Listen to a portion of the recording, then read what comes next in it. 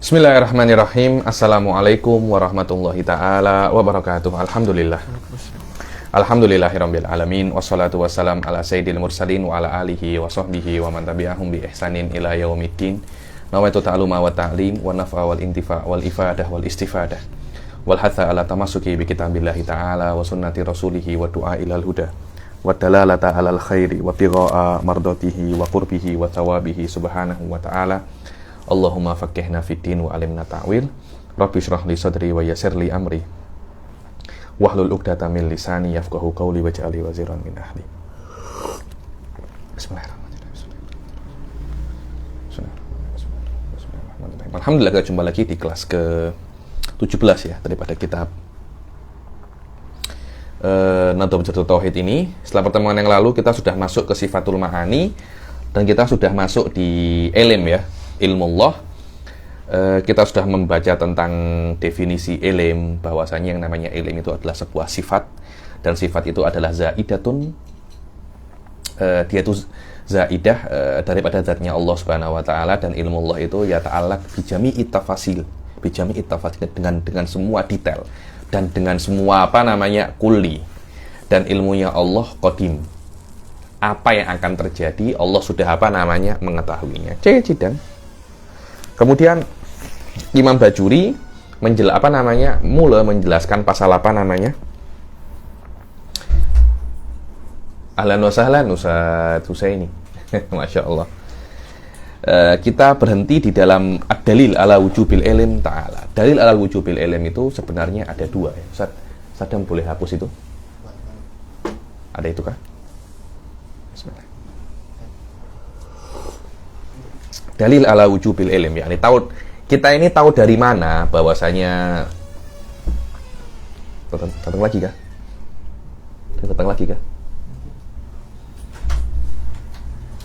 Oh, Masya Allah, Ustaz Badrul. Masya Allah. Ahlan wa sahlan. Ad-dalil ala wujubil ilm. Apa dalil terhadap wujubil ilm? Kita tahu dari mana bahwasanya Allah Subhanahu wa taala itu mempunyai ilm. Lah, dalil ala wujubil ilm itu menurut ahli sunnah ada dua sebenarnya. Ada dua.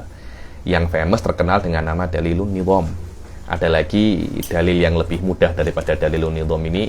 Kita cuma kena mengetahui bahwasanya kan kita sudah di kelas-kelas yang awal kita mengetahui bahwasanya al-alam ini mujadun. Al-alam ini ada karena diciptakan oleh Allah Subhanahu wa taala, dan alam ini mukhassas.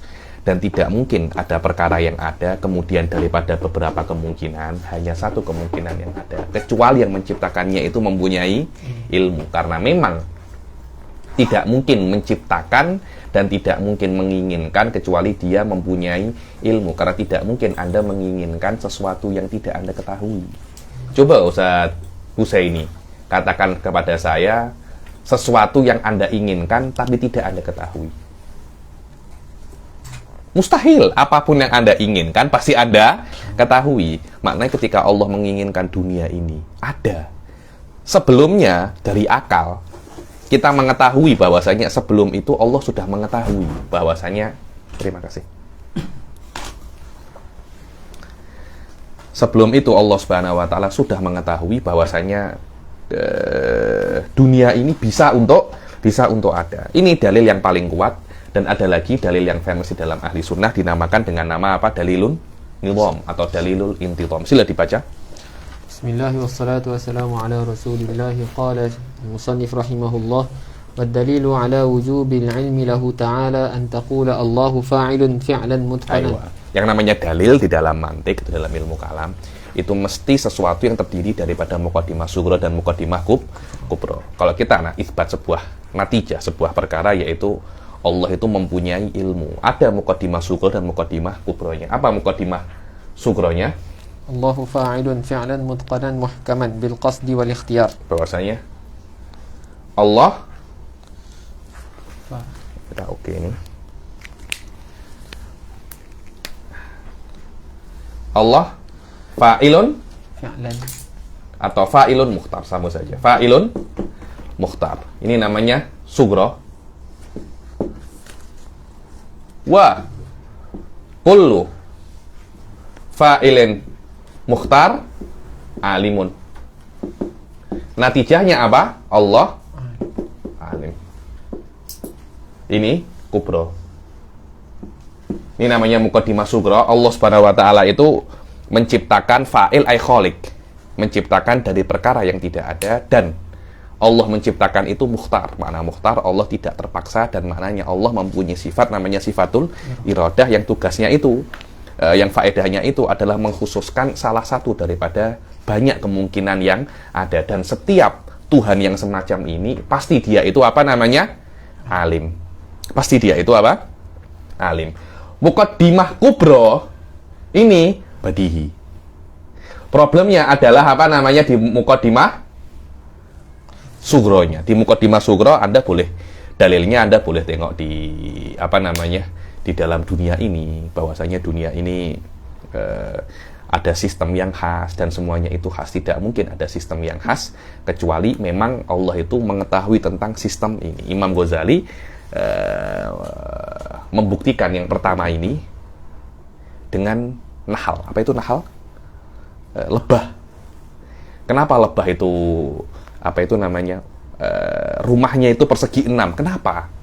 Kenapa kok tidak persegi 4? Ternyata arsitektur membuktikan bahwasanya lebah itu persegi 6 karena memang persegi 6 adalah ukuran apa namanya? Bentuk yang paling jimat tempat.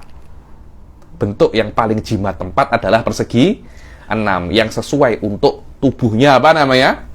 Tubuhnya lebah itu. Kalau persegi 4 atau bulat, nanti pasti ada tempat yang apa namanya?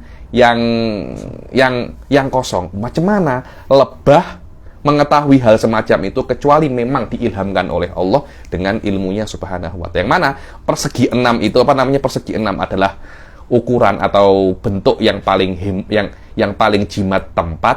Jangankan lebah, orang yang pandai pun tidak tahu. Saya kalau bukan karena Imam Ghazali bagi tahu, saya pun tidak akan tahu macam mana lebah yang tidak pernah jumpa Imam Ghazali bisa tahu semacam ini sejak zaman dahulu pula.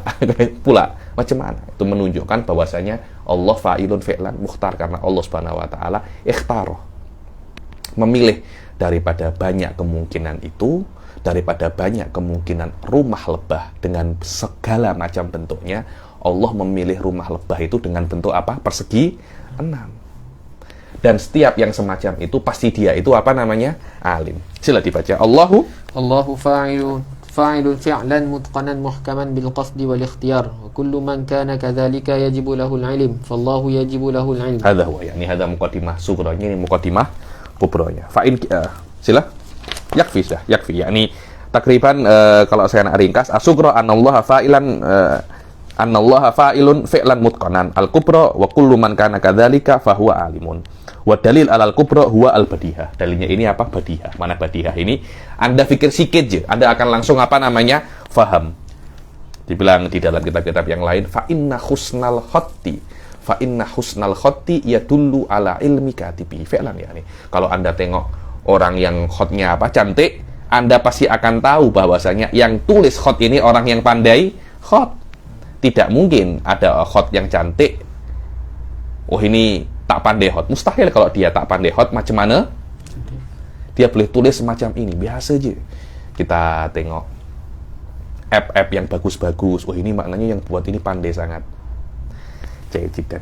Adapun dalilu sughra huwa bin nadhari ila al-alamil ulwi was sufli. Jayidan. Kemudian sila wa qauluhu wa la yuqalu muktasab. Qauluhu wa la yuqalu muktasab ay wa la yajuzu syar'an wa la aqlan. Ay la yajuzu aqlan wa la syar'an. Dibilang kan tengok bednya wa ilmuhu wa la yuqalu muktasab, dan tidak boleh Anda mengatakan ilmu Allahi apa namanya? Muktasab. Dan kata-kata muktasab itu mempunyai dua makna, dan dua-duanya tidak boleh Anda itlakkan kepada ilmunya Allah. Anda tidak boleh untuk mengatakan bahwasanya ilmunya Allah itu adalah ilmun muktasab. Tidak boleh. Walaupun makna yang Anda inginkan itu benar, tapi kata-kata muktasab ini tidak bisa Anda jadikan khobar untuk ilmunya Allah Subhanahu wa taala. Kenapa? Walaupun yang Anda inginkan makna yang benar. Kenapa? Karena tidak ada izin daripada Allah. Karena Anda tidak boleh semau Anda menisbatkan sebuah lafaz kepada Allah. Setiap lafaz yang Anda nisbatkan kepada Allah kena ada izin, apalagi kalau lafaz itu mempunyai salah satu makna yang tak oke. Akhirnya ada semacam tak ada adab kepada Allah di dalam pemilihan kata-kata. Wallahu a'lam. Sila dibaca, ini penting sekali tarikannya. Apa namanya? Tulisannya Bajuri. Sila. أي ولا يجوز شرعا ولا عقلا أن يطلق على علمه تعالى أنه مكتسب. Maknanya tidak bolehlah syar'an wala aklan Anda mengatakan ilmunya Allah itu muktasab. Kenapa? Wa hadza rubbama yuhimu anna nahya 'anil qawli wal itlaq ma'a sihhatil ma'na wa laysa kadzalik. Bilang ini jangan difahami ya bahwasanya tidak diperbolehkan mengatakan ilmu Allah muktasab walaupun maknanya benar. Tidak, maknanya salah. Sudah tidak boleh cakap semacam itu, maknanya salah pula. Jadi ada dua kesalahan. Kadangkala maknanya benar, tapi karena tidak ada izin untuk menjadikan kata itu sebagai khobar dan dinisbatkan kepada Allah, itu juga berdosa. Itu juga apa namanya? Berdosa. Kadangkala sudah salah, tak boleh pula. Dosanya ada dua. Ayo. ولعل تفسير القول بالاعتقاد هنا أحسن.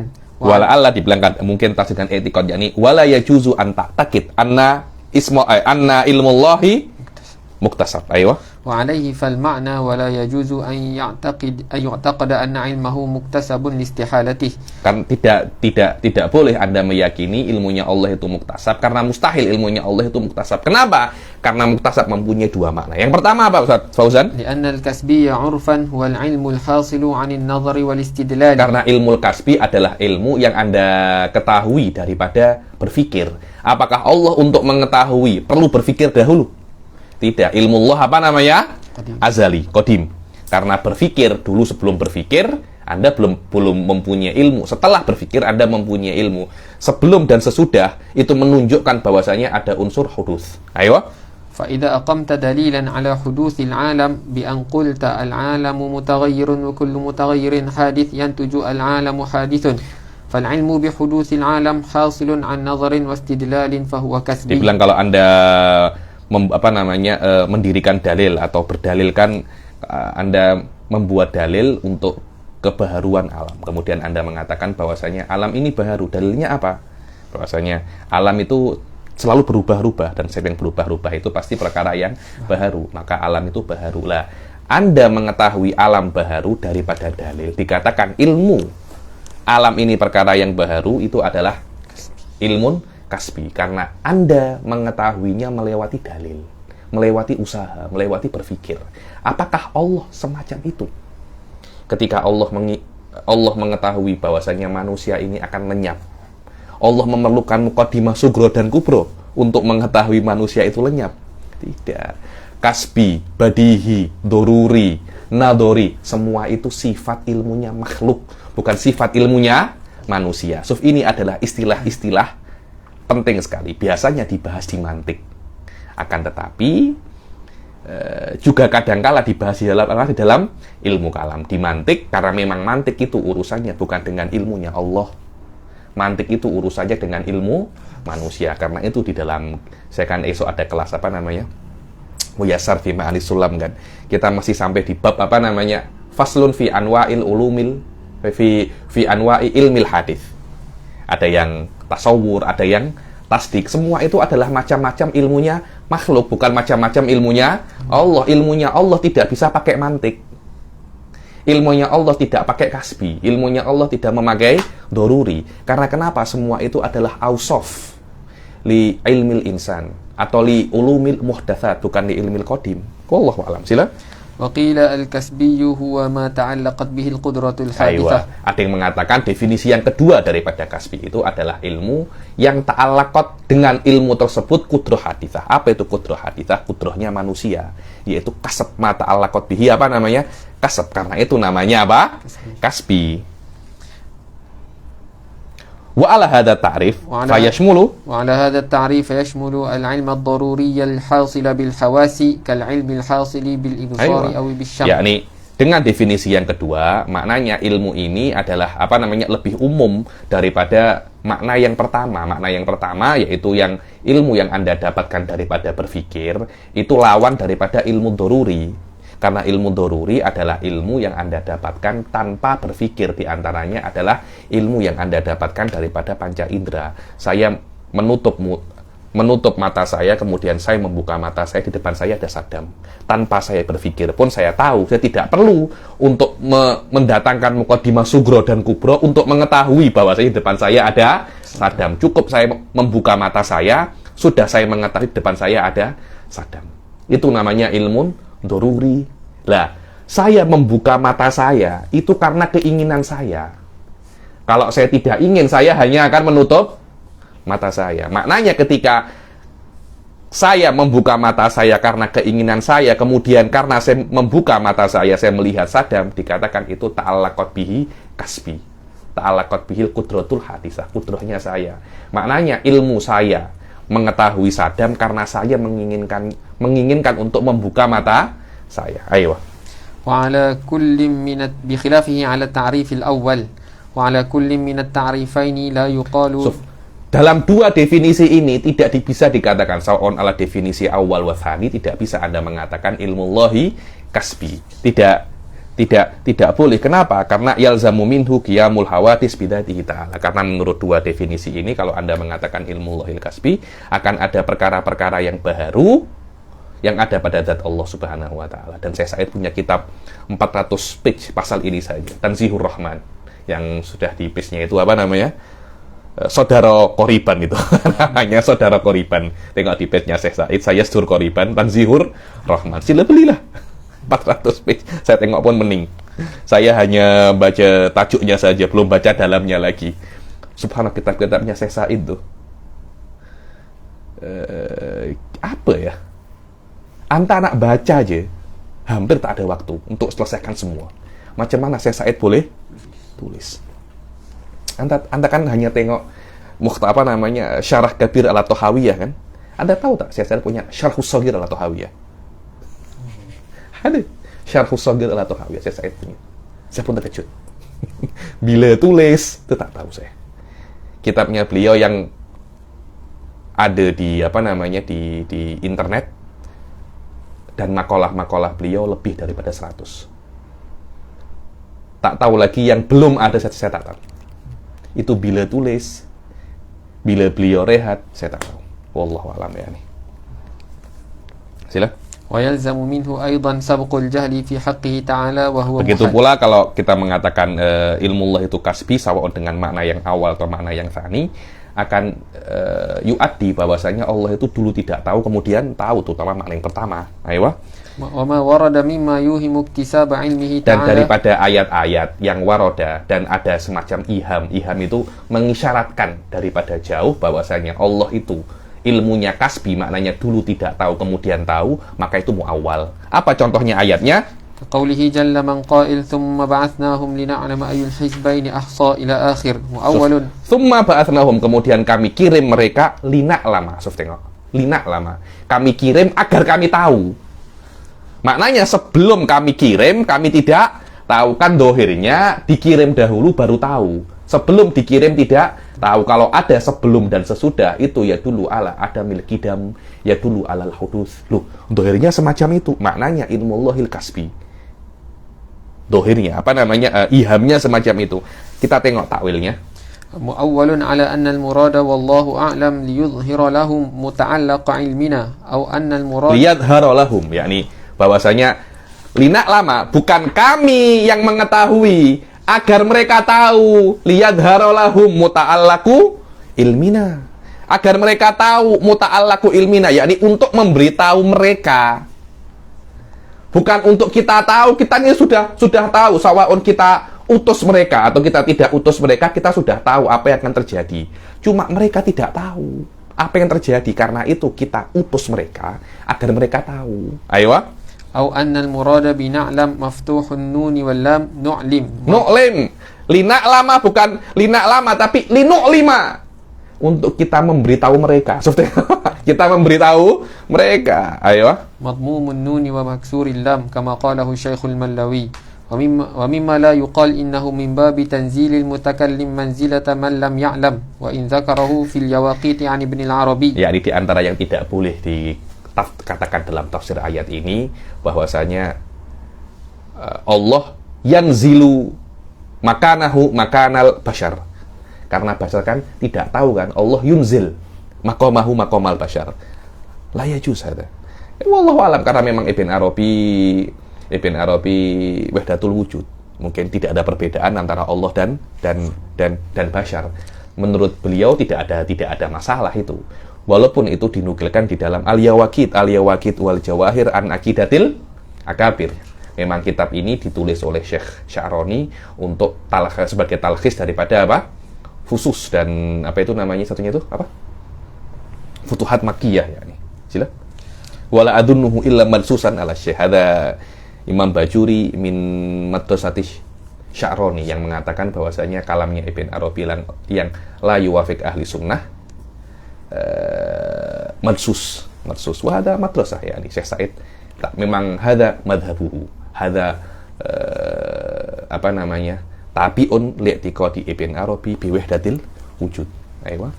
Fa in qila mafidai wa'lam annahu kama la yuqalu ilmuhu muktasab. Seperti tidak boleh kita itu mengatakan ilmu Allah itu muktasab, begitu pula kita tidak boleh untuk mengatakan ilmuhu daruri ataupun nadori. Tidak boleh. Sudah saya katakan muktasab. Satunya apa? Satunya muktasab itu daruri. Nadori, apalagi tasawur, wa tasdik, semuanya itu adalah taksim, pembagian untuk ilmu manusia, bukan pembagian untuk ilmu Allah. Ilmu Allah tidak bisa Anda tumantikuhu, tidak bisa. Karena mantik hanya sistem bagaimana manusia untuk tahu, bukan sistem bagaimana Allah untuk tahu. Maknanya ilmunya Allah tidak bisa Anda katakan ilmunya Allah itu doruri ataupun nadori. Kenapa? Yang pertama, tidak ada izin. Yang kedua, maknanya pun fasid, maknanya tak betul. Apa maknanya doruri? Sila. Amma ad-daruri fahuwa wa in kana yutlaqu ala ma la yatawaqqafu ala nadharin wa istidlalin wa huwa sahihun fi haqqihi ta'ala, lakin yutlaqu aidan ala ma qaranathu ad-darurah. Bilang doruri itu mempunyai dua makna. Sebagian ulama mengatakan doruri mempunyai 4 makna. Imam Bajuri hanya mengatakan 2 makna saja ya. Yang 2 makna ini satunya oke maknanya, satunya tak oke. Apa yang oke maknanya? Ilmun doruri adalah ilmun yang tidak didahului dengan berpikir. Itu namanya doruri. Makna ini betul untuk Allah, tapi tidak bisa Anda katakan ilmu Allah doruri. Kenapa? Tidak ada izin. Tidak ada izin bagi Allah untuk mengatakan ilmu Allah doruri. Jidan. Makna yang kedua daripada doruri salah. Apa itu? Ma koronat hud dorurah. Yang disertai kedaruratan, tambahi wahajah. Ma koronat hud dorurah wal hajah. Contohnya apa? Ilmul insan bi alamihi wa ju'ih. Manusia bisa tahu kalau dia itu lapar, perlu berpikir kan Ustaz Fauzan? Apakah muqaddimah sugro, kubro? Oh, maknanya saya itu lapar. Tidak perlu Anda berpikir Anda lapar untuk mengetahui Anda itu lapar. Cukup ada rujuk. Nah, maknanya saya itu apa? Lapar. Begitu pula sakit tidak perlu untuk berpikir. Tidak perlu Anda berpikir kalau Anda itu sakit untuk mengetahui kalau Anda itu sakit. Itu namanya makoronatu hajah wa dorurah. Maknanya ilmu doruri adalah ilmu yang kalau Anda mengetahuinya menandakan Anda itu perlu. Ketika Anda mengetahui Anda itu lapar, Anda perlu makan. Ketika Anda mengetahui Anda sakit, Anda perlu minum obat, Anda perlu sehat. Maknanya ilmu Anda untuk lapar dan untuk sakit, walaupun tidak perlu berpikir, tapi dengan adanya ilmu itu menandakan Anda itu perlu. Ada hajah di situ. Apakah makna ini betul untuk Allah?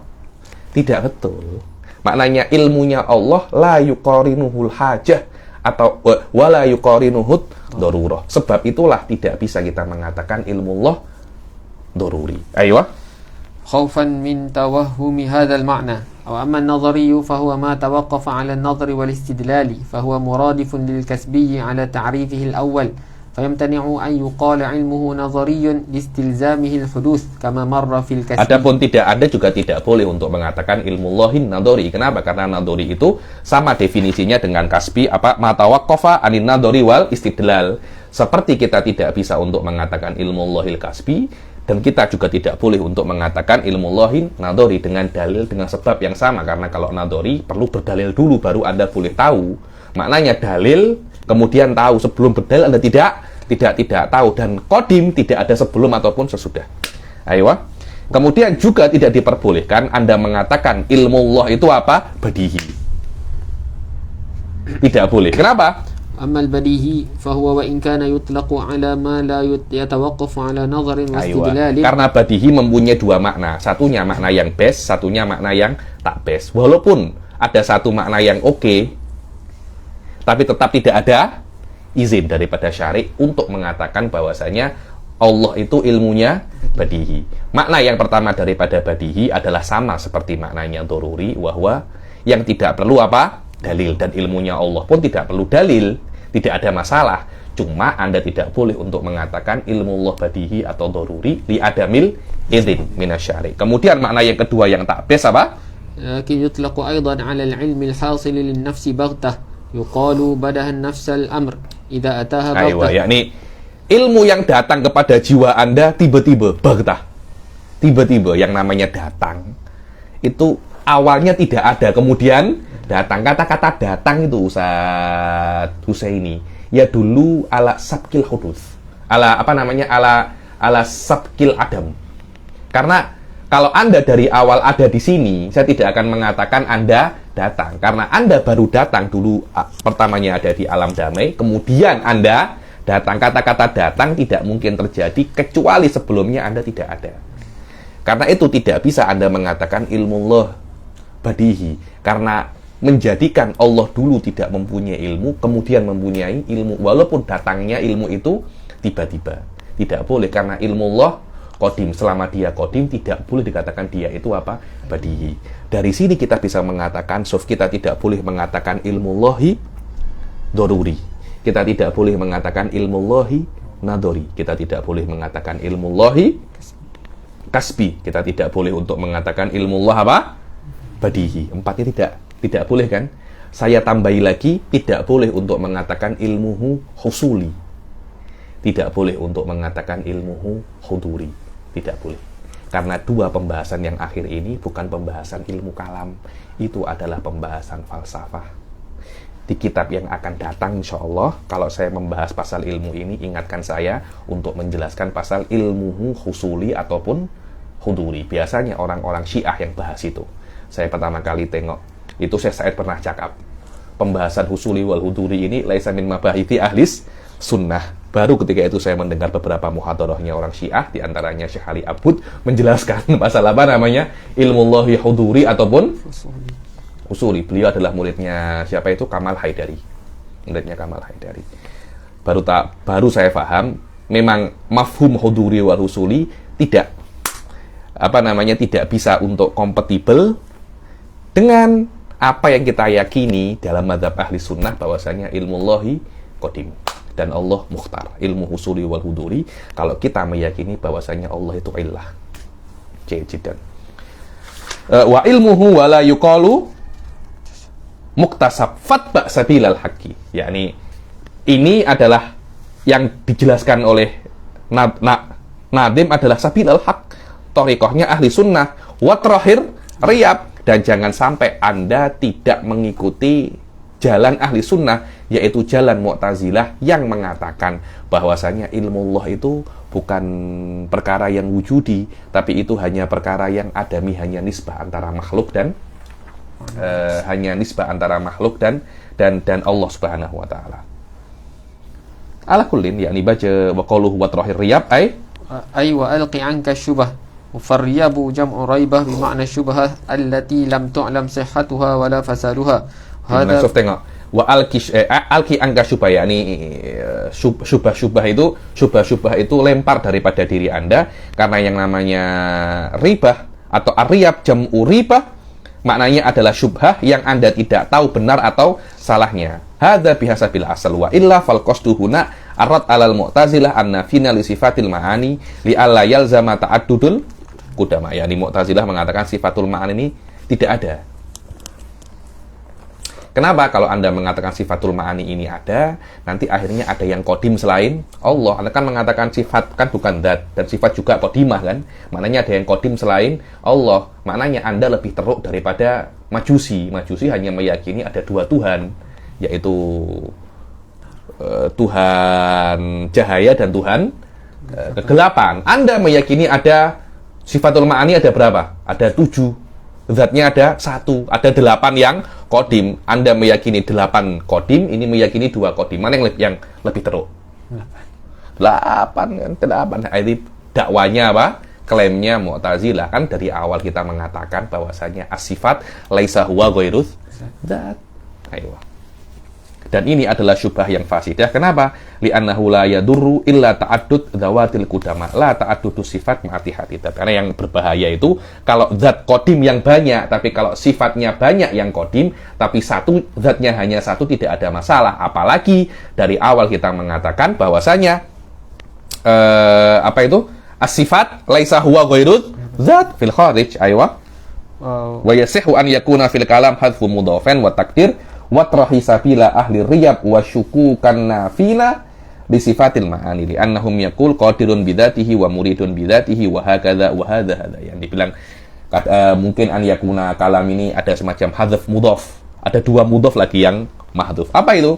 Watrah sabila ahli riyab wa syukuk an-nafin li sifatil ma'ani. Yang lemparlah jalannya ahli ribah dan ahli syukuk yang mengatakan, yang menafikan sifat-sifat ma'ani, karena mereka mengatakan Allah itu qadir dengan zatnya, bukan dengan sifatnya. Wahakadha, dan ini adalah apa? Hadayan, mengigoje ini. Li'annahu la yuqal qadirun bila qudrasuf. Kenapa? Karena ini penting ya, karena saya pada qol sifatul kalam. Makna mutakallim, makna qadir ay ittisafuddat bisifah. Li'anna fil lughah la yuqalu qadir illa dzat wasifah. Karena kata-kata ismul fa'il dzatun muttasifatun bisifah. Hadza huwal asl. Lianna la naqil fa'ilan ma illa muttasifan bisifah. Dharib muttasifun bid darab. Mutakallim muttasifun bil kalam. Alim muttasifun bil ilm. Hadza huwal asl yani. Kalau Anda mengatakan mutakallim bidunil kalam, alim bidunil ilm, alal aqal khilaful lughah. Ini tidak sesuai dengan gramatikal bahasa Arab. Mumtaz jiddan. Dengan ini mas'alatul ilm selesai. Sekarang kita masuk ke mas'alatul apa? Haya. Sila dibaca nadhamnya dahulu. Hayatuhu kadzal kalamu sam'u summal basar bidhi atana sam'u. Hayatuhu. Bahwasanya Allah Subhanahu wa taala itu mempunyai sifat apa? Haya. Kemudian kada, begitu pula al-kalam. Lah mulai kada cita lain. Karena itu kan dikatakan kada. Menunjukkan bahwasanya sebelum kada dalilnya itu akli semua. Setelah kada dalilnya apa Ustaz Husaini? Nakli semua. Dalilnya bukan dalil akli tapi dalil nakli. Setelah kada dalilnya nakli. Apa aja yang dalilnya nakli? Sifatul kalam, sifatul sama, sifatul basar. Karena itu kan kadal kalamu wasam'u thummal basar bidhi atanas sam'u. Dengan ini semua maksudnya dalil semua ini adalah sam'u. Atana sam'u. Dengan 3 sifat ini atana sam'u wahwa kitab alal aqal kitab jiddan. Kemudian apa itu sifatul haya? Sifatul haya ini di sini sebenarnya pembahasan masalah haya ini tidak ada pembahasan yang terlampau pelik ya. Di dalam masalah haya, bahkan di kitab-kitab yang tinggi-tinggi, yang sedikit tinggi daripada ini, yaitu kitab Iqtisad fil I'tiqad, simple ya, masalatul haya. Tidak ada pembahasan yang terlalu dalam masalah haya. Kenapa? Karena kalau kita sudah membuktikan bahwasanya ada zat wajibil wujud, mempunyai sifat kudrah, iradah, dan ilm, secara otomatis pasti dia itu apa? Hidup. Tidak mungkin zat mempunyai 3 sifat ini, dia tidak hidup. Setiap yang mempunyai sifat ilm, kudrah, dan iradah, pasti dia itu apa namanya? Hidup. Itu aja. Lah, hakikatnya hidup ini apa? Dia itu hanya yang kita ketahui sebagai manusia, hanya sampai derajat bahwasanya hayah adalah syartun akliyun musahihun litisofi syai' bisifatil idrok ini, dengan 3 sifat ini. Maknanya ketika ada hayah, baru ada 3 perkara ini.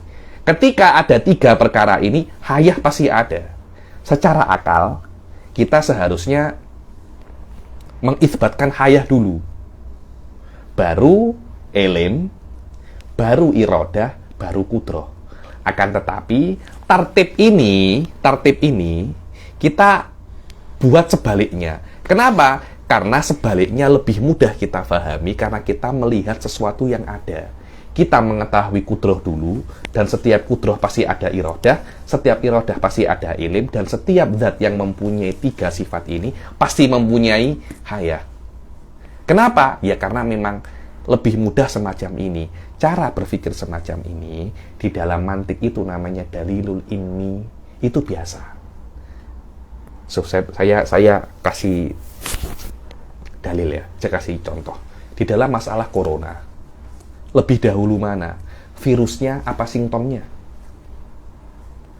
Ada simptom dulu baru ada virus? Atau virus dulu baru ada terkena simptom? Virus dulu, jelas kan? Ada virus corona itu mengakar dulu sehari 2 hari, baru ada apa namanya? Ada simptom, batuk-batuk, pening semuanya, demam.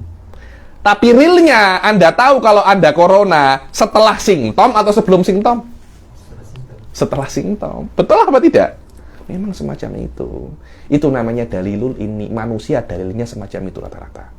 Kita mengetahui Allah semacam itu. Jadi kita mengetahui dunia dulu, baru kita mengetahui Allah. Fandur ila nafsika thumma takili ilal alamil ulwi summas sufli. Baru tajid bihi sun'an badi al-hikam. Anda melihat dunia ini baru melihat Allah. Sebab itulah kalau Anda mengatakan melihat ada sufi atau ada apa, mengatakan kita tidak boleh tahu dunia. Kita tidak boleh mengetahui Allah daripada dunia, tapi kita kena mengetahui Allah daripada Allah. Ada kalam fadhi. Kata kalam fadhi. Jadi minimal itu bukan toriku ahli sunnah.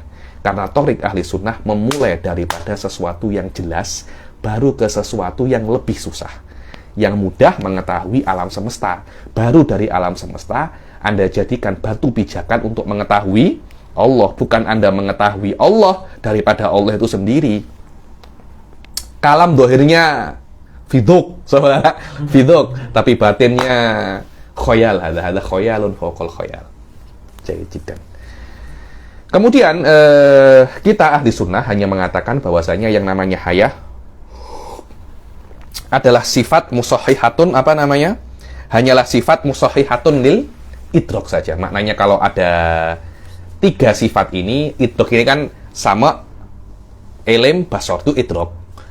Kalau ada 3 sifat ini, pasti yang mempunyai 3 sifat ini hidup. Dan hidup itu adalah sebuah sifat yang khas. Dia bukan dat, tapi sifat yang khas namanya sifatul idrok. Dan tidak ada khilaf ya, tidak ada khilaf bahwasanya Allah itu mempunyai sifatul hayah.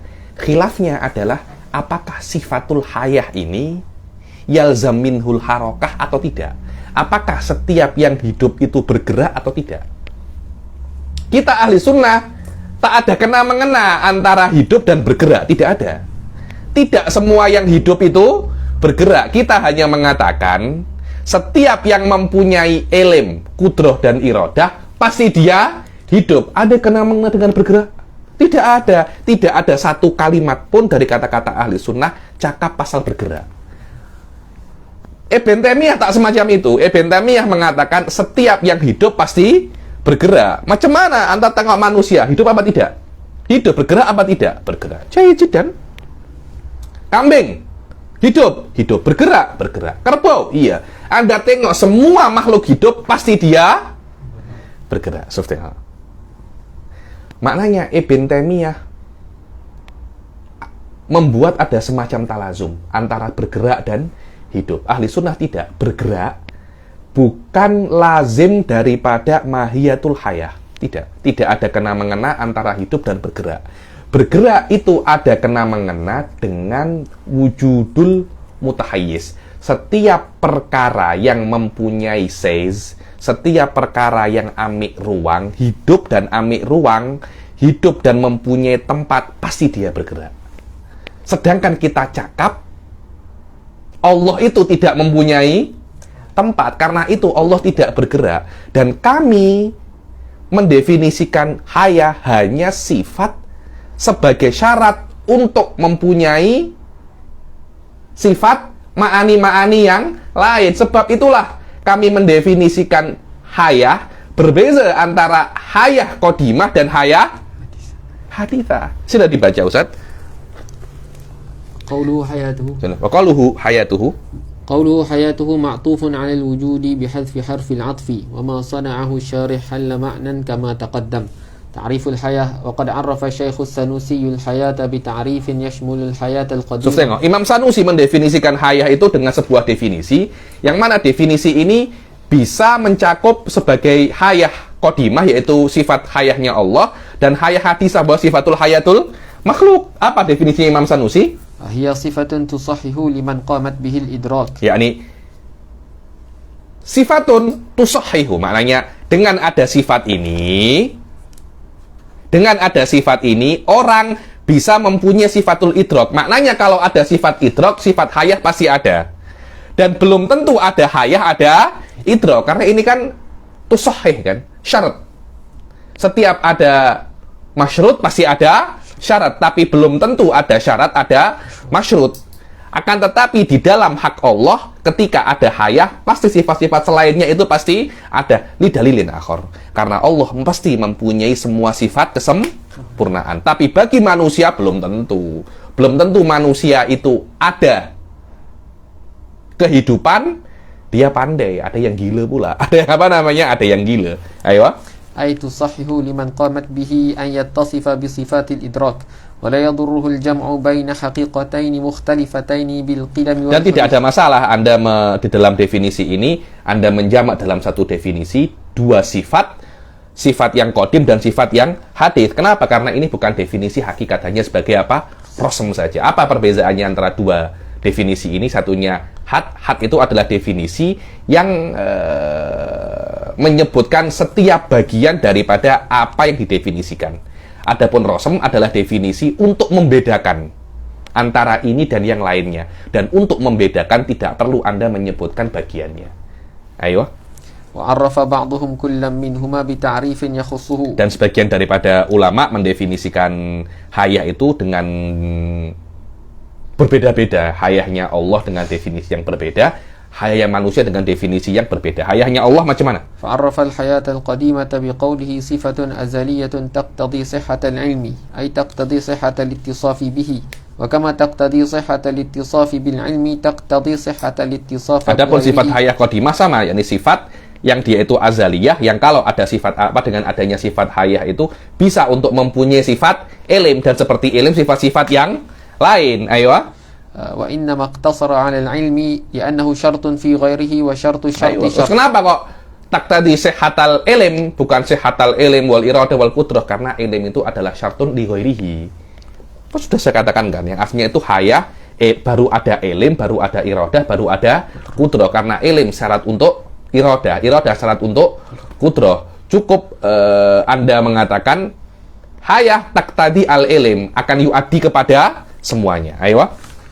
وأقحم لفظة صحة لأن الحياة لا تستلزم العلم بالفعل لكن العلم واجب في حقه تعالى للدليل. Kenapa katakan sehah? Karena belum tentu ada hayah, ada ilim seperti di dalam manusia. Cuma di dalam hak, di dalam Allah ada dalilun khas yang ketika Allah mempunyai hayah pasti mempunyai ilim. Bisa babi adilatin ukhra, dalilul itqan, dalilul hudus dan semacamnya. Ayo. وأما في حقنا فقد ينتفي العلم مع وجود الحياة كما في المجنون فإنه حي مع انتفاء. Adapun di dalam manusia kadang-kala kita ini hidup, manusia itu hidup tapi tidak mempunyai ilmu. Seperti apa? Orang gila. Maknanya belum tentu ada ilmu, belum tentu ada hayah, ada ilmu. Adapun ini penting ini, wa arrafal hayatal hadisah. Dan sebagian ulama mendefinisikan sifatul hayah yang hadis sebagai apa?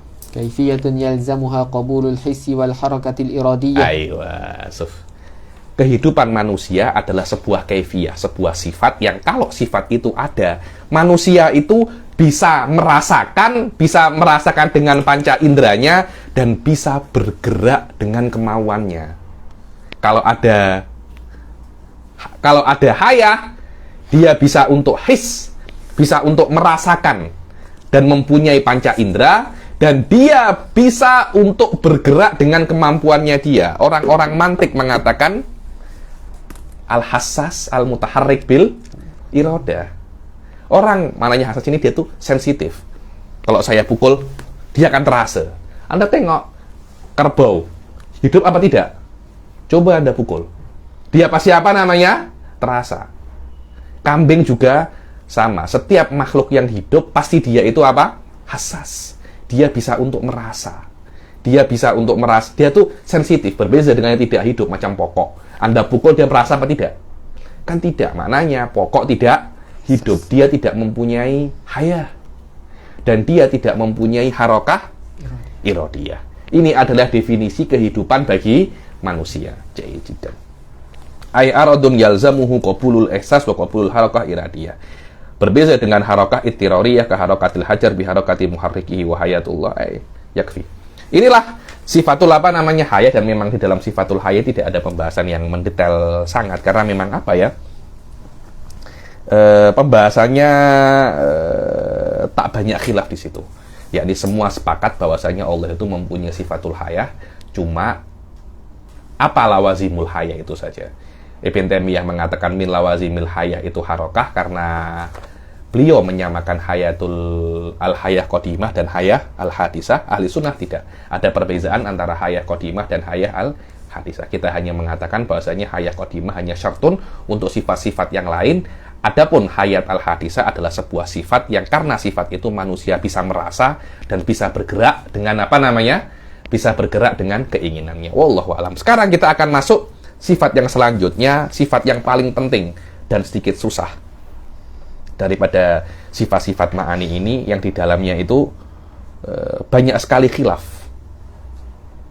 Dan sampai karena banyak khilaf di dalam masalah ini, sampai dikatakan ilmu ini adalah ilmu kalam.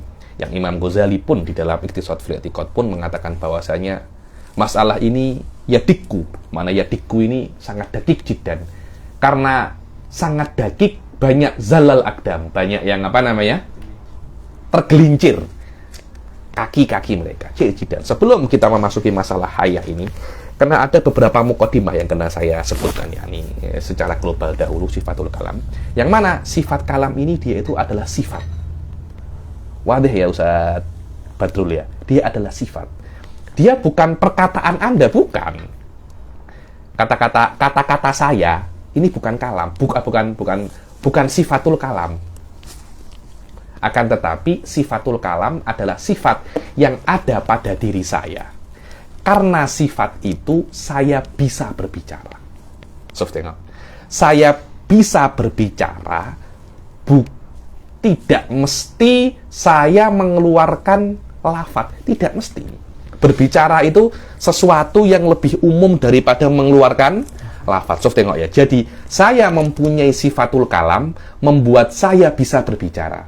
Tapi belum tentu saya berbicara menggunakan lafaz, suara dan huruf, saya mempunyai sifatul kalam. Maknanya tidak mesti sesuatu yang mengeluarkan suara dan mengeluarkan suara dan huruf dia mempunyai sifatul kalam, belum tentu. Radio, handphone mengeluarkan suara, tapi dia tidak mempunyai sifatul kalam. Jahit. Maknanya kalam ini adalah sifat dan sesuatu yang lebih dahulu ada daripada huruf dan suara.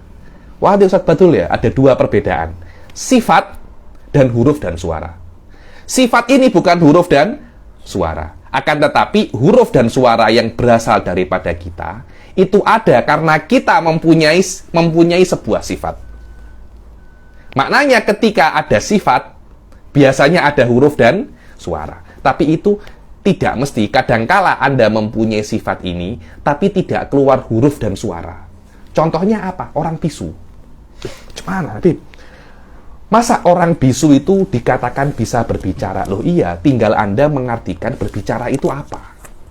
Berbicara menurut ahli sunnah adalah sebuah sifat, yang mana dengan sifat ini Anda bisa menunjukkan kepada orang apa yang ada di dalam diri Anda, apa yang Anda inginkan. Anda menginginkan, beda lagi ya, menginginkan adalah Anda memilih salah satu daripada banyak kemungkinan. Kemudian Anda ingin menunjukkan kepada orang apa yang Anda inginkan. Itu cita lain, Sof ya. Cita lain, yakni saya menginginkan untuk membaca Nadhom Jauharah. Setelah itu, saya menunjukkan kepada Ustadz Sadam keinginan saya membaca Nadhom Jauharah. Menunjukkan itu adalah sifatul kalam. Saya bisa menunjukkan karena saya mempunyai sifatul kalam. Saya memilih daripada banyak kitab karena saya mempunyai sifatul iradah. Lah, menunjukkan itu mempunyai banyak cara. Orang yang normal menunjukkan dengan lafaz dan suara. Orang yang tidak normal atau OKU itu mempunyai cara lain untuk menunjukkan apa yang dia inginkan. Orang bisu mempunyai bahasa untuk menunjukkan keinginan dia, bahasa isyarat. Baby juga mempunyai cara untuk menunjukkan apa yang dia inginkan, dengan cara menangis kah, dengan cara macam-macam. Saya pernah mengajar itu. Sifatul kalam. Kalau baby menangis, maknanya dia itu nak apa? Nak menyusu, Habib. Semua tahu. Apakah baby mengatakan saya mau menyusu? Kan tidak kan? Baby hanya menangis saja, tapi emaknya sudah tahu apa yang diinginkan. So, tengok. Maknanya apa yang diinginkan baby ini dia tunjukkan dengan menangisnya. So, apa yang diinginkan itu beda dengan apa yang Anda lafadzkan. So, apa yang Anda inginkan itu satu, lafadznya bisa berubah-ubah. So, ambilkan saya air. Dalam bahasa Melayu, ambilkan saya air. Dalam bahasa Jawa, jimukno banyu. Dalam bahasa Inggris, give me water. Loh, lafadznya beda-beda kan? Hatil ma, bahasa Arab. 4 bahasa ini menunjukkan satu makna yang sama. Yang mana makna ini ada pada hati Anda. Cuma Anda ingin menunjukkan makna ini kepada orang lain menggunakan bahasa yang Anda ketahui. Maknanya bahasa ini bukan sifat kalam, bukan. Bahasa ini adalah menunjukkan apa yang ada di dalam diri Anda. Wadah ya? So. Dari sini kita bisa mengetahui perbedaan antara sifatul kalam dan bahasa. Wadah ya? Perbedaan antara sifatul kalam dan bahasa. Ini memang sedikit susah, Sof. Ini memang sedikit susah. Anda kena berpikir bahwasanya kalam ini adalah sebuah sifat. Dia semacam iradah, semacam kudroh, semacam ilim. Dan itu ada pada zat Allah. Dengan adanya sifatul kalam itu, Allah bisa menunjukkan apa yang Allah inginkan. Yakni sifatul kalam itu urusannya dengan apa namanya? Dalalah. Dia tidak ada urusan dengan suara dan huruf. Jayidan. Ada beberapa madhab yang lain yang tidak sesuai dengan ahli sunnah, yang mengatakan sifatul kalam ini bukan sifat. Ahli sunnah mengatakan sifatul kalam adalah sifat yang ada pada zat Allah. Dengan adanya sifat itu, Allah menunjukkan apa yang Allah inginkan. Karena itu kan Allah mengutus Rasul kan. Mengutus apa namanya? Rasul. Untuk apa Rasul ini sebenarnya? Kan menunjukkan kepada manusia apa yang Allah inginkan kan. Apa yang Allah inginkan? Adanya Rasul. Itu sudah menunjukkan Allah itu mempunyai sifatul kalam. Kalau Allah tidak mempunyai sifatul kalam, Rasul itu dusta semua itu. Saya adalah utusan pokok. Dusta, pokok tidak mempunyai sifatul kalam. Macam mana dia bisa untuk mengutus Rasul? Padahal Rasul adalah juru bicara. Maknanya Allah itu berbicara. Dan tidak mungkin berbicara kecuali mempunyai sifatul kalam. Maknanya adanya Rasul itu sendiri sudah menunjukkan Allah itu mutasif bisifatil kalam. Apalagi ada ayat-ayat yang mengatakan wa kallamallahu Musa taklima, dan tidak mungkin Allah itu dikatakan mutakallim kalama kecuali koma fi dzatihi sifatul kalam. Dari sini ya, kalau Anda sudah boleh paham mumtaz jiddan bahwasanya ada perbedaan antara sifatul kalam yang qaim fi dzatihi dan suara dan huruf. Suara dan huruf bukan kalam, tapi menunjukkan bahwasanya di orang itu ada sifatul kalam, dan suara dan huruf itu menunjukkan apa yang ada di dalam orang tersebut. Betul apa tidak? Jahit jiddan, mumtaz jiddan. Pendapat-pendapat yang kelompok-kelompok yang lain mengatakan kalam itu bukan itu. Ada hasyawiyah, ada karomiyah. Hasyawiyah itu lebih senior daripada apa? Karomiyah. Hasyawiyah itu mengatakan bahwasanya kalamullah itu bukan sifatnya, tapi hurufnya. Hurufnya. Huruf itu, ya kita contohnya di huruf Inggris ada E sampai Z. Di huruf Arab ada alif sampai ya. Ya huruf itu yang ada pada zat Allah. Loh, bukankah yang namanya huruf itu ada awal dan ada akhirnya? Betul apa tidak? Ada awalnya alif, ada akhirnya apa? Ya, itu adalah huruf. Macam mana huruf yang ada awal dan ada akhirnya itu bisa menjadi apa? Qadim.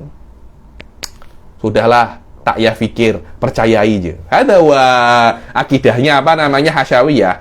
Karena itu mereka menentang akal habis-habisan. Kenapa? Kalau mereka tak apa namanya, mereka menggunakan akal, hal semacam ini akan mudah untuk ditolak. Karomiyah lebih bijak sikit.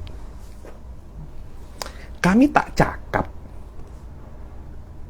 seperti apa yang dikatakan oleh hasyawiyah, karena yang dikatakan oleh hasyawiyah itu benar-benar batil yang nyata.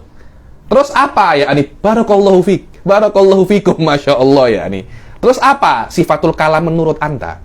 Sifatul kalam menurut kami adalah kemampuan Allah untuk berbicara. Kudrah ala takallum. Maknanya kudrahnya Allah menciptakan suara. Maknanya ketika Allah itu ingin berbicara, Allah menciptakan saut wal haraf atau menciptakan kemampuan berbicara pada dirinya, kemudian Allah berbicara. Ya Allah. Ada keluar daripada mulut singa masuk dalam mulut buaya. Mereka cakap bahwasanya huruf dan suara itu hadis, tidak qadim seperti yang dikatakan oleh hasyawiyah. Tapi yang hadis ini qaimun fi dzatillah. Sama saja kan? Yang hasyawiyah mengatakan huruf dan suara itu qadimen, qaimani fi dzatillah.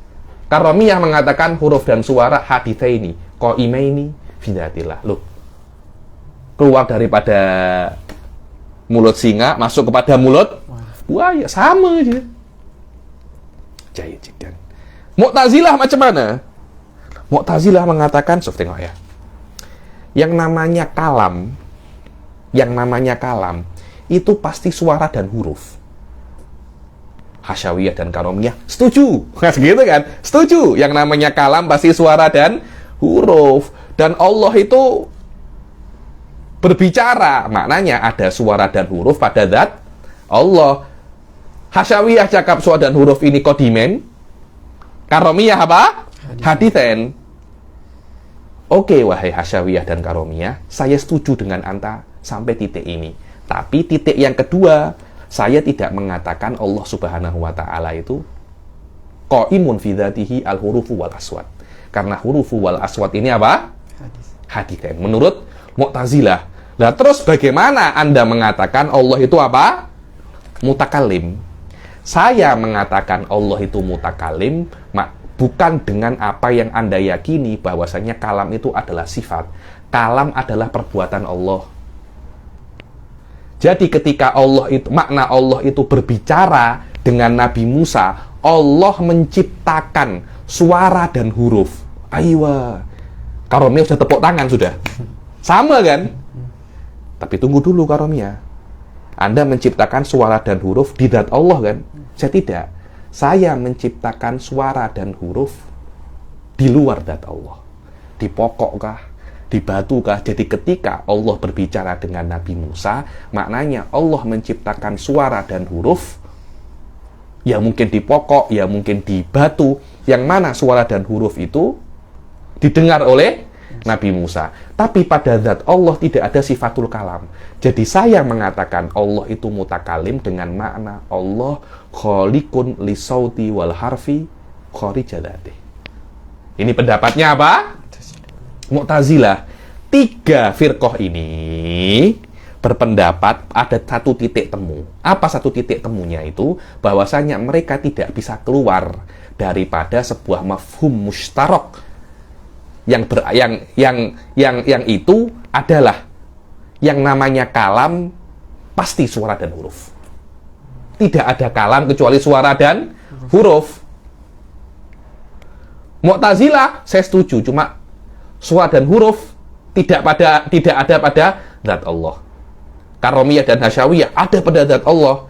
Karomiyah cakap hadithah, Hasyawiyah cakap qadimah. Mumtaz. Ahli sunnah melihat masalah ini dengan cara yang lebih bijak lagi. Macam mana ya? Saya tak setuju dengan Anta bahwasanya yang namanya suara dan huruf itu, yang namanya kalam itu mesti suara dan huruf. Saya mengatakan ada sesuatu yang dia itu dikatakan kalam, tapi dia bukan suara dan huruf. Itu yang saya nak buktikan sekarang, katanya ahli sunnah. Bahwasanya ada sesuatu yang namanya kalam, tapi dia bukan suara dan huruf. Maknanya hasrnya Anta, apa hasr itu? Pembatasan Anta. Anta membatasi bahwasanya yang namanya kalam itu mesti suara dan huruf. Saya tak setuju. Ada kalam yang dia itu, memang ada kalam itu suara dan huruf, saya setuju itu. Cuma ada lagi yang lain. Kalam itu suara dan huruf tidak pantas untuk dijadikan sifat Allah. Tapi kalam yang bukan suara dan huruf, itulah yang pantas dijadikan sifatnya Allah. Dan kita klaim itu adalah kalamun nafsi. Dan kita itu biasa semacam itu. Kita ini sering apa namanya, sering cakap dengan diri kita sendiri kan.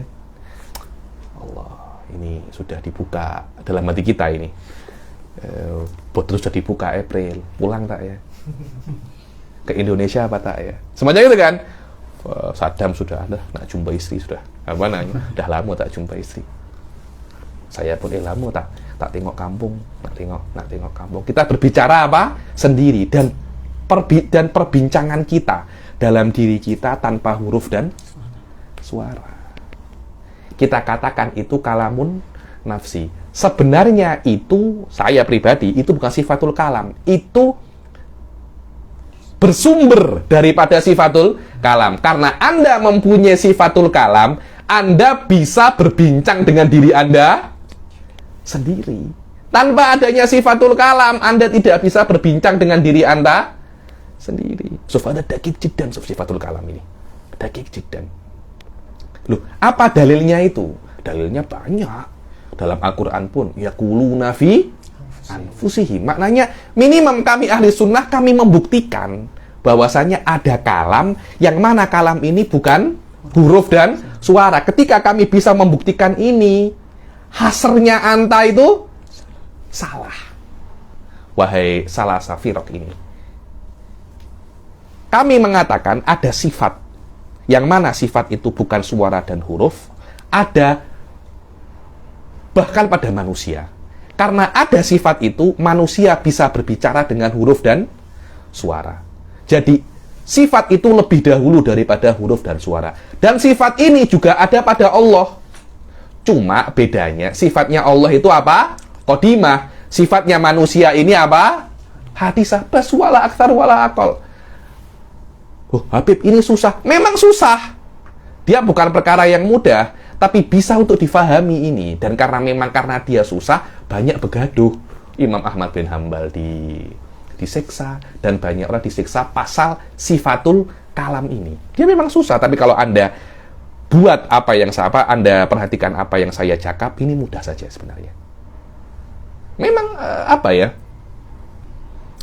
taufiknya ahli sunnah baina kalamul mu'tazilah wa baina kalam hasyawiyah tidak mudah, tapi ini mungkin untuk difahami. Pasal apa namanya sifatul kalam. Adapun pendapat-pendapat yang lain seperti pendapatnya Aduddin Al-Hiji ataupun pendapatnya kalau di Malaysia siapa itu? Pak Dail. Ada kalam masdari, kalam ini, kalam macam-macam. Anda sesuaikan dengan apa yang saya katakan. Kalamnya Aduddin Al-Hiji yang mengatakan bahasanya hakikat daripada sifatul kalam itu nadm. Yang mana beliau mengatakan nadm ini qadim. Berbeza dengan dengan Ibn Taimiyah yang mengatakan sifatullah itu apa? Hadis. Hasyawiyah harfun wa saut qadiman. Aduddin Al-Hiji tak semacam itu. Mu'tazilah sifatul kalam itu tidak ada, yang ada adalah Allah menciptakan suara dan huruf. Dan ini adalah saya kira 4 madhab besar di dalam sifatul kalam. Pendapatnya Hasyawiyah, pendapatnya Karomiyah, pendapatnya Ahli Sunnah, dan pendapatnya apa? Pendapatnya Mu'tazilah. Di dalam Ahli Sunnah sendiri ada khilaf antara Maturidiyah dan Asy'ariyah pasal sifatul kalam. Wih, apa itu? Iya. Khilafnya bukan di dalam kalam, bukan, tapi di dalam apa yang didengar oleh Nabi Musa. Di dalam Al-Quran tidak ada yang boleh mengingkari Allah pernah borak dengan Nabi Musa alaihissalam. Nabi Musa dikatakan kalimullah, dikatakan beliau itu kalimullah karena beliau pernah borak dengan Allah Subhanahu wa ta'ala. Lah, ketika beliau borak dengan Allah itu, yang didengar itu apa? Apakah yang didengar itu suara dan huruf atau tidak? Sami'a Musa kalamullah. Nabi Musa mendengar kalamnya Allah. Lah, yang didengar itu apakah mesti suara dan huruf? Atau Allah bisa untuk menyampaikan apa yang dia inginkan kepada Nabi Musa tanpa melewati suara dan huruf? Bisa apa tidak, Ustaz? Bisa saja. Jadi, saya nak minum. Kemudian saya nak sampaikan kepada Anda, saya nak minum. Ada yang namanya telepati kan? Di film-film itu, telepati. Saya menghubungi apa? Takhotur dihni. Ada telepati, cakapnya itu, telepati. Ada takhotur dihni. Saya mengkabarkan saya nak minum dengan gelombang saja. Tanpa saya melafatkan suara. Loh, bisa. Bukan di situ Habib khilafnya, tapi apakah telepati itu dikatakan mendengar? Seperti mendengar. Ahli sunnah mengatakan mendengar ini maknanya mengetahui. Mengetahui dengan telinga, mendengar. Dengan mata namanya apa? Melihat. Maknanya melihat dan mendengar itu masuk di dalam satu perkara yang lebih umum. Apa? Mengetahui. Sami'a Musa kalamullah, ay alima Musa kalamullah. Maknanya Nabi Musa mengetahui apa yang diinginkan oleh Allah daripada kalamnya. Sawaun melewati huruf atau tidak melewati huruf, tapi dua-duanya setuju. Maturidiyah dan Asy'ariyah setuju bahwasanya Allah mempunyai sifat namanya sifatul kalam. Khilaf mereka yang didengar Nabi Musa tentang apa yang diinginkan oleh Allah ketika berbicara dengannya. Maksudnya Allah berbicara dengan Nabi Musa via huruf atau tidak? Bas. Apakah ini khilafun usuli? Tidak, bukan khilaf usuli karena dua-duanya sepakat bahwasanya sifatul kalam sifatun qadimah, bukan suara dan huruf. Tapi mereka khilaf apakah Nabi Musa mengetahui, apakah Allah berbicara kepada Nabi Musa melewati suara dan huruf atau tidak? Bas, aktar wala akal. Saya kira mukadimahnya cukup sampai di sini dulu. Insya Allah nanti pasal ini akan saya ulangi sedikit lagi karena ini sedikit pelik pasal kalam ini di pertemuan yang akan datang. Kalau sifatul kalam ini selesai, yang lainnya apa namanya? Mudah. Nak tanya kah? Sila. Apa? Kaitan dengan apa? Sifat kalam ni. Sila. Bolehkah kita kata dia adalah kemampuan berbicara, tapi tadi macam sifat karomiyah lah. Tak boleh, itu kemampuan berbicara maknanya akan kembali kepada kudroh nanti. Ya, ini kemampuan, kudroh antara tafsirkan apa? Kalau maksudnya al-qudrah at-takallum itu Allah Ta'ala dengan qudrahnya ciptakan. Itu dia. Itu maksudnya. Kudroh ala takallum, Allah menciptakan kemampuan untuk berbicara. Maknanya kemampuan untuk berbicara makdur wa makhluk, dia hadis. Apa beza anda dengan karomiyah akhirnya? La, sifatul kalam adalah sifat yang khas. Dengan adanya itu Allah ya dulu terhadap perkara-perkara yang beliau ingin, yang Allah inginkan, daripada perintahnya, daripada larangannya. Allah melarang berzina. Kan Allah kena bagi announcement kan? Kena bagi announcement kepada makhluknya agar tidak berzina. Lah, bagi announcement itu karena Allah mempunyai sifatul kalam. Kalau Allah tidak mempunyai sifatul kalam, tidak akan bisa bagi announcement. Kudroh tidak ada kena-mengena. Kudroh itu menciptakan daripada ketidakadaan bas. Al-ijad min adam. Urusannya bukan itu, bukan karena apa? Announcement. Wallahu a'lam.